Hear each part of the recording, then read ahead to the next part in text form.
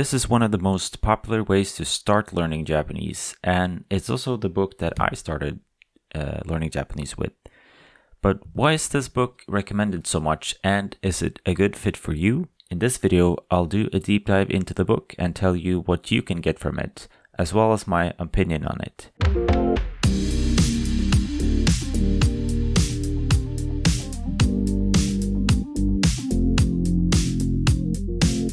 The reason Genki has become so popular is that it provides readers with a good foundation in listening, reading, speaking, and writing. If you use the book as intended, that is. This will of course only be a foundation, so you will by no means be fluent when you complete the book, but you will have a good understanding of how the language works. And with a push in the right direction as well as a guide of resources to make use of, you'll be well on your way towards fluency. So this is the first book in a series of 2, and it's structured into 12 chapters.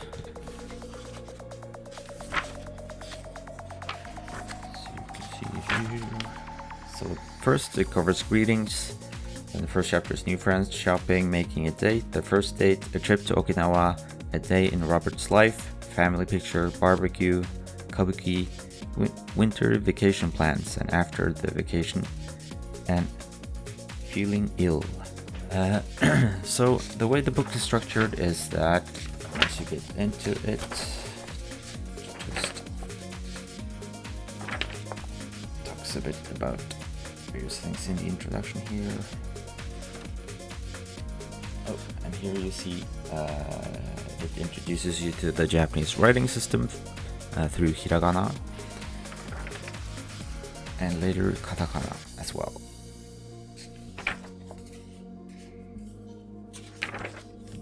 Here you first go through some basic greetings. So these are all, of course, very useful. You use them all the time, so if you don't know them already, recommend learning them immediately. You see there's all pictures here, so it's very easy to see what they mean for the most part. And there's an explanation here as well. So that's the first part on greetings. And here you have the first dialogue. So in the first chapter here, this is the dialogue part, and then the vocabulary in the dialogue along with some related vocabulary will be covered here in the vocabulary section. And then you have a grammar section that explains the related grammar to the lesson.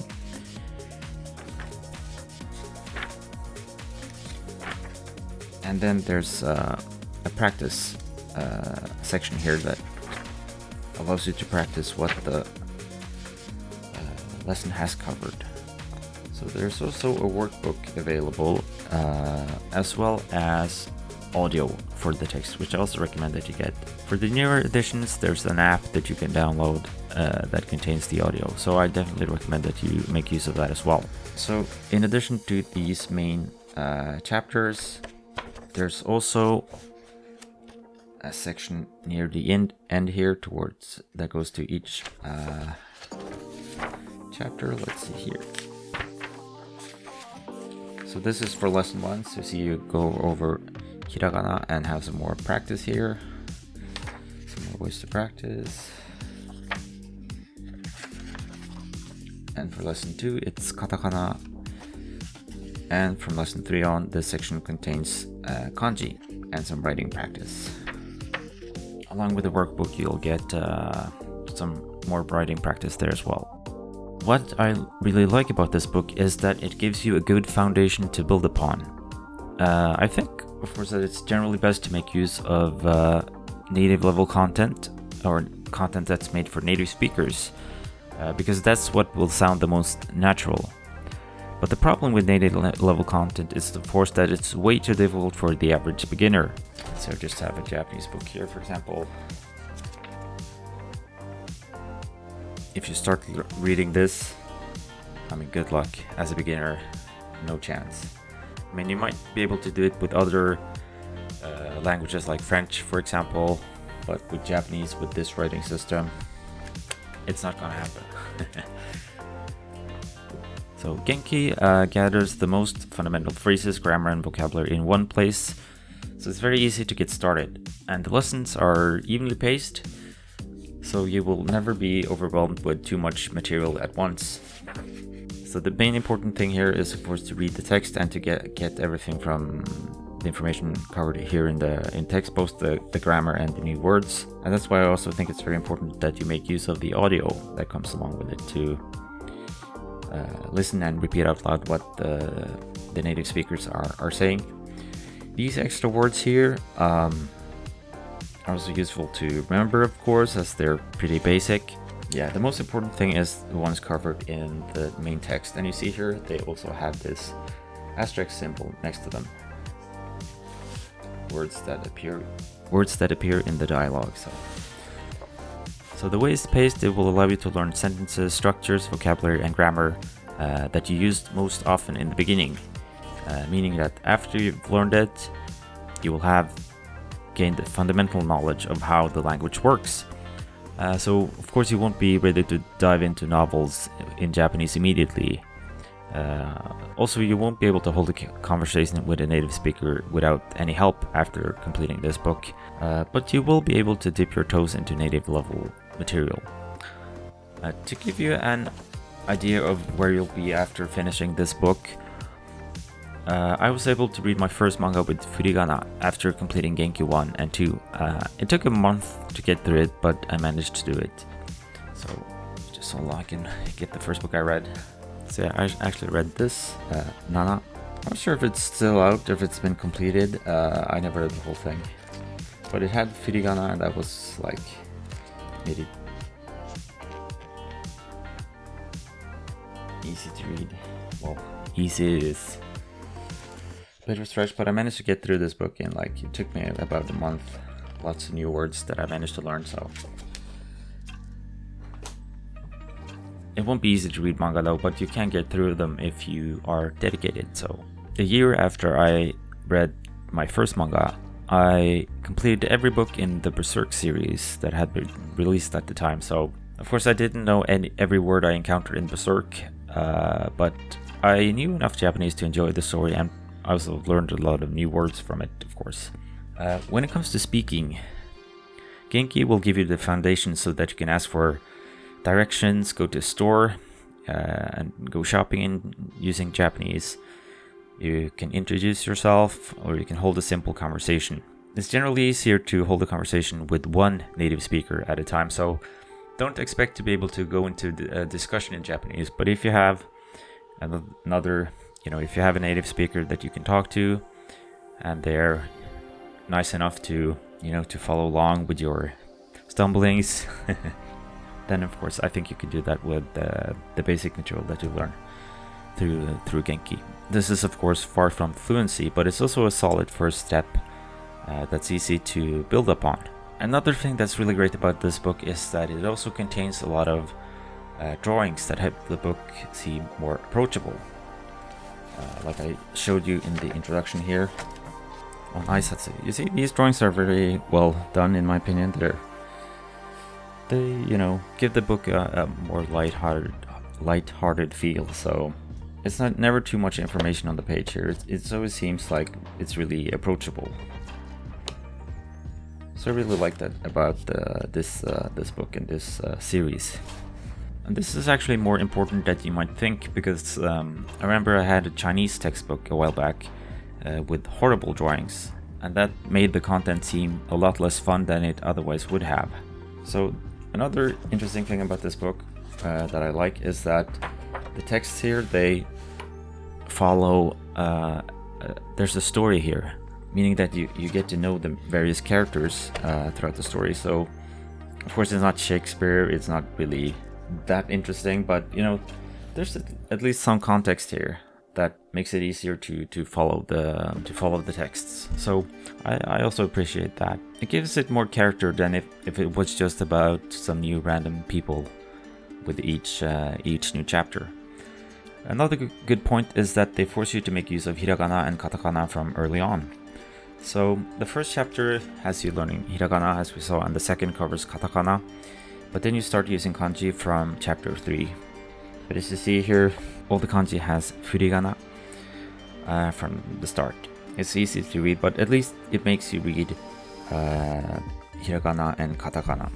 It's only in the first chapter that you have romaji, and that's really good because it makes it easier to learn the kana a lot faster than books that just use romaji. And using kana exclusively is also a great way to improve your Japanese pronunciation because it allows you to associate the sounds of the Japanese language with these new symbols that you learn. So you already associate other sounds with the Latin alphabet, meaning that it can be harder to sound natural in Japanese if you just read from romaji. That's why I think it's really great that they mainly use hiragana, katakana, and also kanji. Even though it has furigana, it's still better than nothing. You will still recognize the characters and so on. So in general, I agree with the approach Genki takes with regards to kana, but the way kanji is taught here is more of a mixed bag.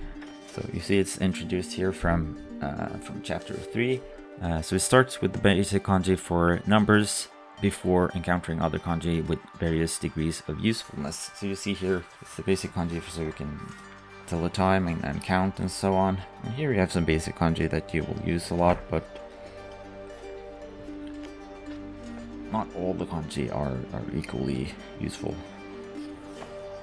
in my opinion. Some of the kanji also you won't really see that much after you learn them here. The main problem I have with the kanji here is that there's no real system to the way it's organized. So it's harder to learn than if it was organized in a different way. That's why I recommend remembering the kanji 1 and 2 and using those together with this book.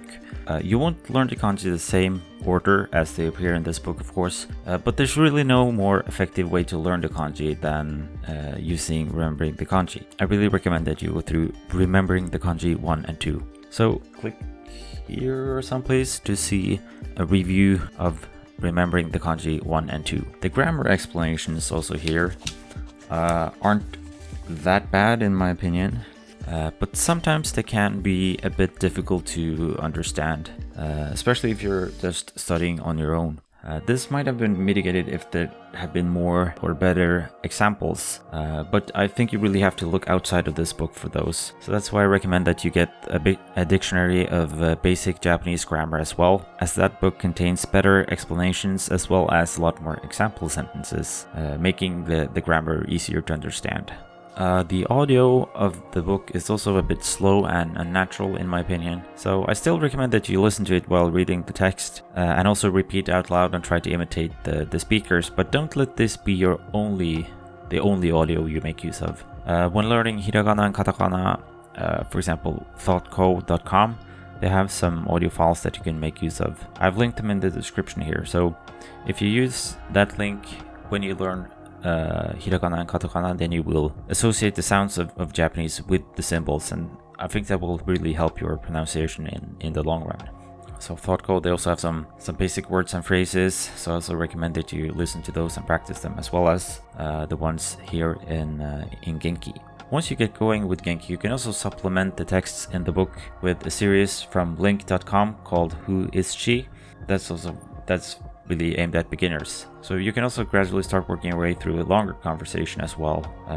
And link.com again has a lot of those. So if you just have a conversation, you can start listening to it, you can start looking up some new words and so on link, and then just come back to it again and again and repeat out loud what the speakers are saying and so on. So if you work on a longer conversation and the Who Is She piece, I really think you will get the best of both worlds here. So that's really what I recommend that you do. You might think it's a lot, but if you just take it piece by piece, I think you will do okay. Also, the Who Is She series and the things from text and audio from Link will be more supplemental. So that's really more to make sure you learn the correct pronunciation and the correct audio and so on. So the quality of the audio on link.com is a lot better in my opinion, and starting working on pronunciation right in the beginning will only help you later on.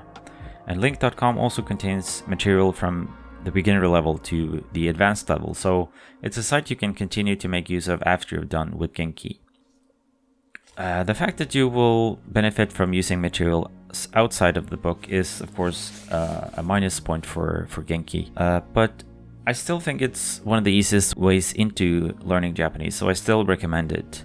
The way I would use it though is to go through it as the main source of learning Japanese while supplementing with the other books and the sites I mentioned above. So just make sure to read out loud and practice a lot of pronunciation as well, because this will make both listening and speaking a lot easier down the road. So in general, I recommend going through this book pretty fast. The faster you learn, the faster you'll be able to make use of the language. But once you get to that stage, you're pretty much set on your course to fluency. So don't get bogged down, and if you find a section hard to get through, just skip it and come back to it later. I think it's really important here that you just continue on. But for all its flaws, I think Genki is still one of the best introductions to the Japanese language, and I recommend that you pick it up. So if you'd like to support the channel, I have some Amazon links to Genki and to the other books I mentioned as well in the description. But if you want to know how to be more productive when learning Japanese, you can also watch this video next.